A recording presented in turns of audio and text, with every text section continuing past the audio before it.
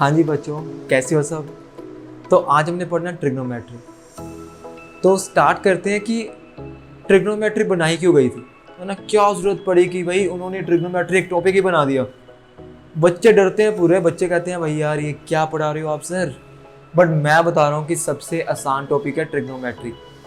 जिसने ये वीडियो देखी, इसके पार्ट्स आएंगे, एनसीईआरटी करेंगे, एक्स्ट्रा क्वेश्चन करेंगे, और जिसने सारी वीडियोस देखी मैं 101% श्योर हूँ कि उसके ट्रिग्नोमेट्री में एक भी नंबर नहीं कटेगा।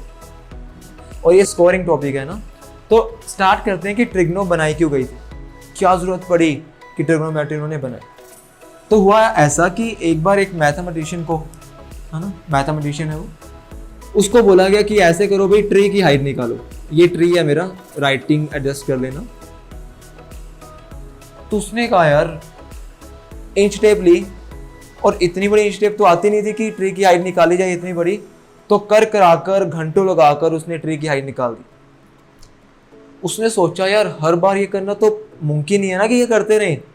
तो उन्होंने दिमाग लगाया और सोचा कि यार अगर हम ध्यान से देखें, ट्री ये ट्री है, हम यहाँ पर खड़े हैं, अगर हम यहाँ से इसको देखें तो सर ये एक ट्रायंगल बन गया। और जैसे ट्रायंगल बना, मुंह में आया पानी। अरे इसकी तो सारी प्रॉपर्टीज पता है हमें। तो उन्होंने जब देखा कि यार ये एक राइट एंगल बना, तो उन्होंने बहुत पंगे लिए। उसने बोला कि ये राइट एंगल ट्रायंगल है, और सभी को मालूम है कि अगर ये राइट एंगल ट्रायंगल है, इसके ऑपोजिट, 90 के ऑपोजिट जो साइड होती है उसको क्या बोलते हैं, हाइपोटेन्यूज। अरे बोलो भाई, यही बोलते हैं। और उसके बाद अब परपेंडिकुलर और बेस में चर्चा होती है कि बच्चों को पता नहीं चलता सर परपेंडिकुलर कौन से और बेस कौन से। तो ध्यान से सुनना पुत्र, मान लो अगर ये एंगल ए है, ये एंगल बी है, ये एंगल सी। अगर तो हम एंगल लेते हैं ए, तो एंगल ए के रिस्पेक्ट में जस्ट ऑपोजिट जो साइड होगी, एंगल ए के जस्ट ऑपोजिट जो साइड होगी, उसको बोलेंगे सर ये मेरी क्या है, परपेंडिकुलर। क्या है, परपेंडिकुलर। और जो साइड बच गई जो कि उसके एडजेसेंट है एंगल के, उसको बोलेंगे। बच्चों ने कहा, ऐसे ही मैंने बोला, बच्चों ने साथ साथ पूछा सर अगर एंगल सी हुआ तो क्या करेंगे। तो मैंने कहा पुत्र इसमें कौन सी बड़ी बात है। जो मेरे से पढ़ते हैं उनको पता है कि मैं पुत्र बोलता हूं सभी को, है ना।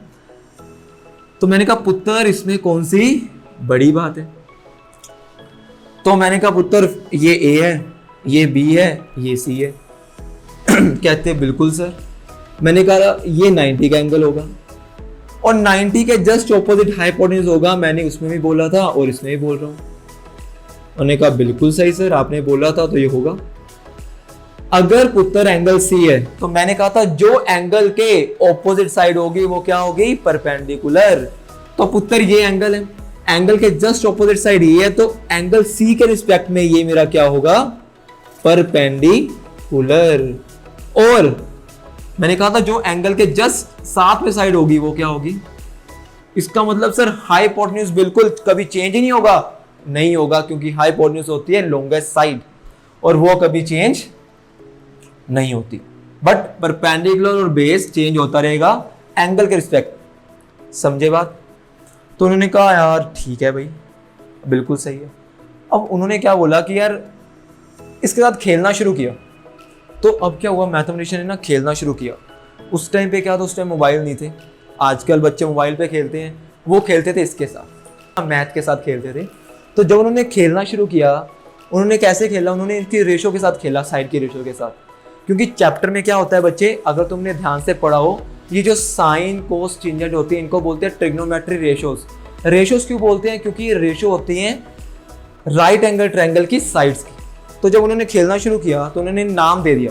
कैसे नाम दिया पुत्र, उन्होंने बोला कि जो मेरा साइन थीटा होगा वो होगा परपेंडिकुलर डिवाइड बाय हाइपोटेन्यूज। उन्होंने बोला जो कोस थीटा होगा वो होगा बेस बाय। तो इस सब को याद करने की जरूरत नहीं है।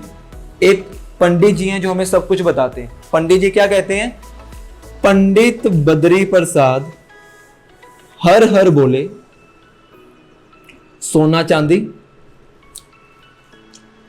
ये होता है मेरा साइन, तुमने सभी ने सुना होगा, हवा बना हुआ है। ये होता है कोस, ये होता है टेंजेंट, ठीक है।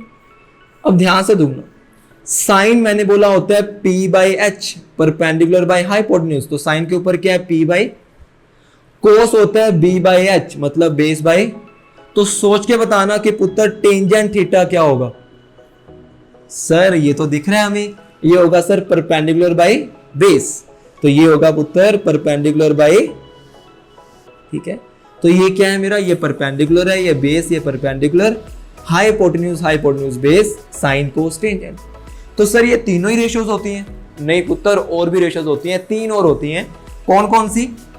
एक होती है कोसिकेंट, कोसिकेंट थीटा।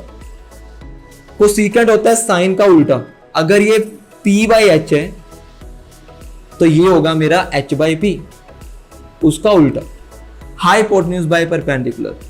फिर होता है एक सीकेंट, वो होता है मेरा कोस का उल्टा, इसका चेला है वो, है ना, तो ये B बाई एच है तो वो होगा H बाई।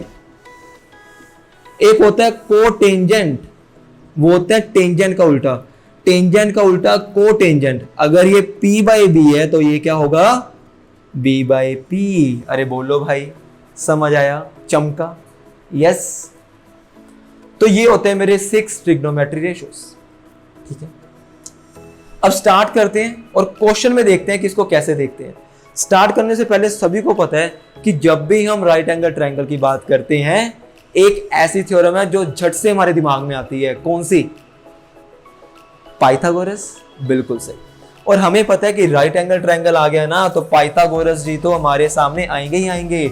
और पाइथागोरस थ्योरम क्या कहती है हमें सभी को मालूम है। सर पाइथागोरस थ्योरम तो हमने कब से पढ़ी हुई है, वो होती है h² is equal to p² plus b²। तो पुत्र सिर्फ इसको यूज करके और इसको यूज करके, पंडित जी को यूज करके सारी की सारी 8.1 खत्म कर देंगे। इसके अलावा एक भी फॉर्मूला हम नहीं करेंगे, सिर्फ इस फॉर्मूले पे आधा चैप्टर खत्म कर देंगे हम, ठीक है। तो ये फॉर्मूले और 3 और फॉर्मूले, बाकी कुछ नहीं करना, सारा चैप्टर साथ साथ खत्म। आओ शुरू करते हैं। तो पुत्र एक बात ध्यान रखना, जो भी चीज कर रहे हैं ना, कॉपी जरूर लिखना, साथ में कॉपी उठा लेना, जितना भी लिखवा रहा हूँ साथ के साथ लिखते रहना, नोट्स बना लेना, जिससे क्या होगा कि बाद में जब तुम्हें पढ़ना होगा ना, तो फट से कॉपी खोली, रिवाइज किया, सर जो मर्जी आ जाए।